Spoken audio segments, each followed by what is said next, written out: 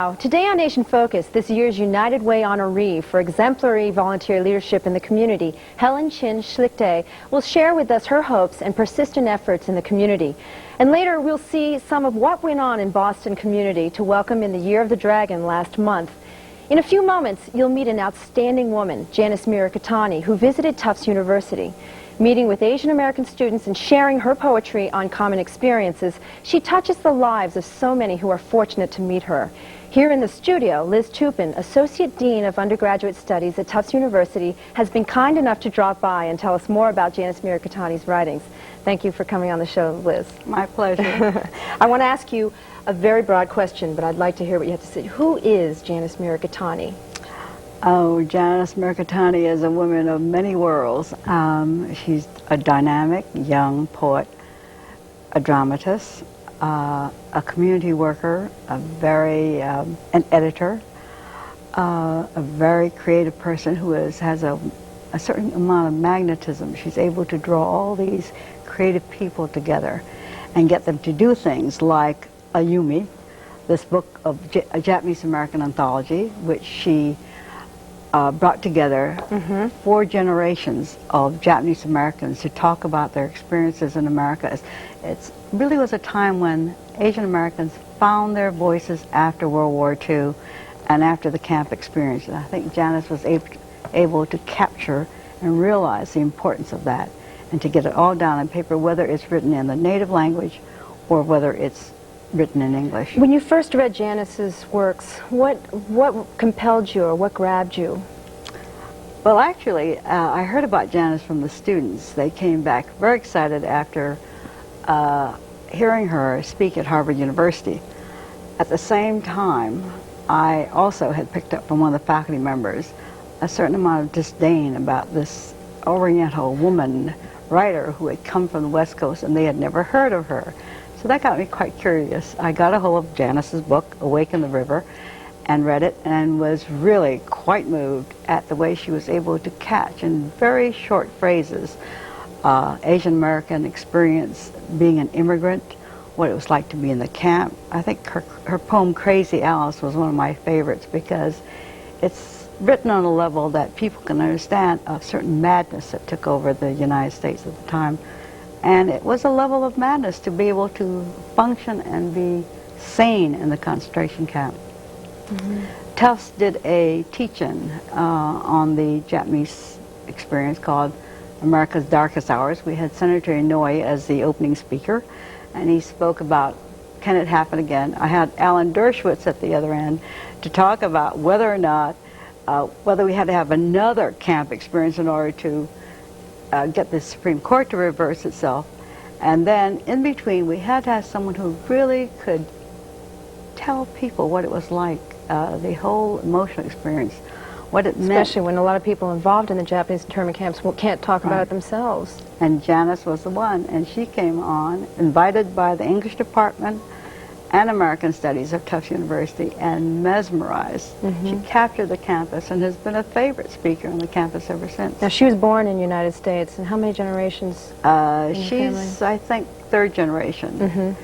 And one of the things was her mother had never told her about the Japanese internment camp experience, which is not unusual. Yeah, she says that in the tape too. Yeah, she did. Yeah. Well, we'll take a look at this tape right now, and you can tell us for yourself what the opinion is. We'll be right back. Let's watch this tape right now.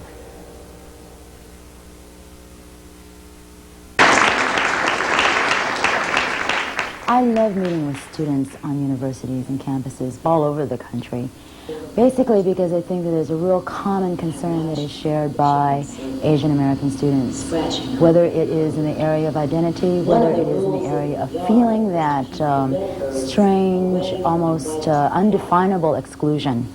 This is entitled American Geisha. 1. There are people who admire the aesthetics of our traditions and ask politely, where are you from? Lodi, Minneapolis, Chicago, Gilroy, South Bend, Tule Lake, San Francisco, New York, LA. They persist and ask again. Compliment our command of the English language. I really believe we as a community must affirm each other, because that's who we have.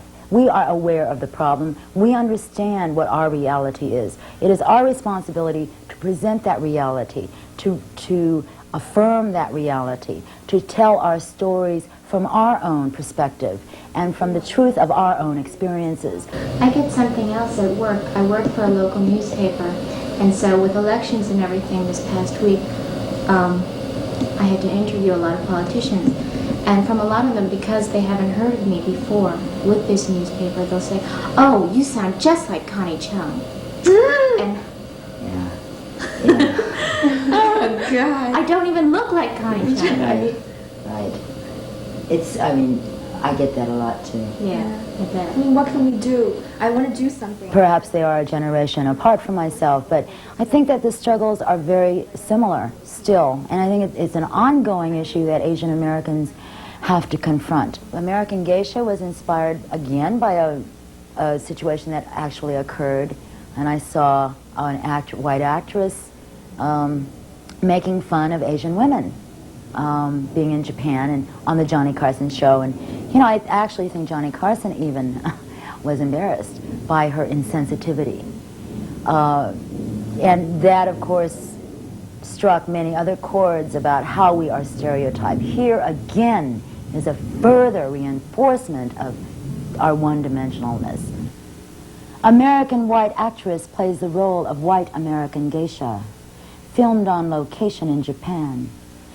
It was so hard, says she, because American women walk in strides, shaking it, baby. Over there, no hips, no shaking. Point the toes inward and don't speak unless spoken to. Japanese women, says she, don't walk. They place themselves like art objects. 3. Mr. Wong went to Washington, D.C., served on a commission for small businesses, was asked if he was familiar with a system of free enterprise, and how come he didn't speak with an accent. 4. They saw I was Asian and offered to revise the program so I could read my poetry first. I would want to follow him. He is very articulate. 5. My daughter was called F.O.B. at the beach, bosomed in her swimsuit. Shake it, baby. Does it slide sideways? 6. Do we say thank you when they tell us they've visited Japan, Hong Kong, Peking, Bali, Guam, Manila several times, and it's so quaint, lovely, polite, exotic, hospitable, interesting? And when did we arrive, since we speak English so well?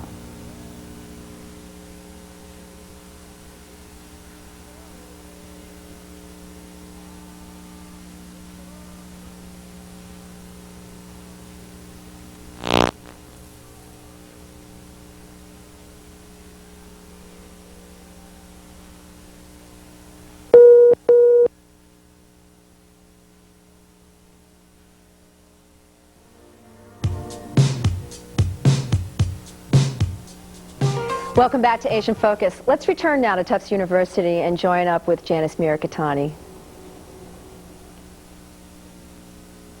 When I was coming up as a young girl, I felt that I was living under a dome of glass, of silence, because my family chose their way of coping with the camp experience of the Japanese-American internment by not talking about it.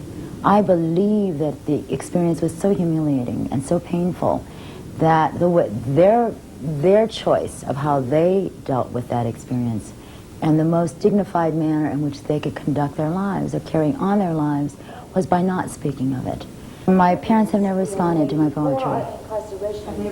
I don't believe, well, my mother has heard the poem that I've written to her called Breaking Silence, which was written in celebration of her testifying before the Redress Commission hearings. My mother, soft as tallow, words peeling from her like slivers of yellow flame. Her testimony, a vat of boiling water surging through the coldest, bluest vein. She had come to her land at shovel, hoe, and sickle, searing reed and rock and dead brush, labored to sinew the ground, to soften gardens pregnant with seed, awaiting each silent morning, birthing fields of flowers, mustard greens, and tomatoes throbbing like the sea. And then all was hushed for announcements. Take only what you can carry. We were made to believe our faces betrayed us. Our bodies were loud, yellow, screaming flesh, needing to be silenced behind barbed wire. My parents do not talk about the camps. They will not talk to you about it. No, they don't talk about it, period. My mother testified. It's funny, I think I can say this, and she would laugh too, I hope. But when I ask her about the camps, it's almost like, it's not that she says, I don't want to talk about it. She'll just simply change the subject. So I'll say, Mom, I really want to know what was life like in the camps? How did you feel? What happened to you? Tell me some of the day-to-day stuff. And she'll say, well, I really had problems with my mother-in-law. I mean, she was really a trip. And then she would go on for 20 minutes about the problems that she had with her mother-in-law. In the meantime, not a word has been said about life in camp. I mean, that's the kind of oblique avoidance that I experienced. In my family, I was expected to, the definition of success was for me to get a degree in law or medicine or some other, what they define a respectable profession. I think writing and creativity was not seen as a priority because it's not very lucrative. But I've come to realize that I must accept my parents for who they are, just as I hope, one day they will come to the place where they can accept me for who I am. Suicide note. How many notes written, ink smeared like bird prints in snow. Not good enough, not pretty enough, not smart enough. Dear Mother and Father, I apologize for disappointing you. I've worked very hard. Not good enough. Harder, perhaps, to please you. If only I were a sun, shoulders broad as the sunset threading through pine, I would see the light in my mother's eyes, or the golden pride reflected in my father's dream of my wide, male hands worthy of work and comfort. I would swagger through life muscled and bold and assured, drawing praises to me like currents in the bed of wind, virile with confidence. Not good enough, not strong enough, not good enough. I apologize. Tasks do not come easily. Each failure a glacier, each disapproval a boot print, each disappointment ice above my river. So I have worked hard, not good enough. My sacrifice I will drop bone by bone, perched on the ledge of my womanhood, fragile as wings, not strong enough. It is snowing steadily, surely not good weather for flying. This sparrow, sillied and dizzied by the wind on the edge, not smart enough. I make this ledge my altar to offer penance. This air will not hold me. The snow burdens my crippled wings. My tears drop like bitter cloth softly into the gutter below. Not good enough, not strong enough, not smart enough. Choices thin as shaved ice, notes shredded drift like snow on my broken body. Covers me like whispers of sorries, sorries. Perhaps when they find me They will bury my bird bones beneath a sturdy pine and scatter my feathers like unspoken song over this white and cold and silent breast of earth. Whenever I do a reading, always consider who the audience is.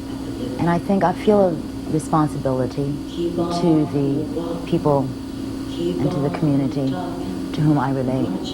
And I think that it is a delicate issue. I'm concerned because I hear that the rate of suicide is rising among students on campuses. I want my poetry to cause people to feel empowered, to cause people to feel that they're not alone. I want my poetry to reach out and say, if you feel this way, maybe, I feel this way, if you feel this way, at least know that one other person feels that. Janice Mirikitani, a powerful writer and just a wonderful reader as well. Well, you certainly can see how she touches everyone, and I think that she really is able to express what Asian Americans feel when they're constantly stereotyped. Thank you, Liz, very much for introducing her to us. And when we come back, we'll meet with Helen Chin. Stay with us.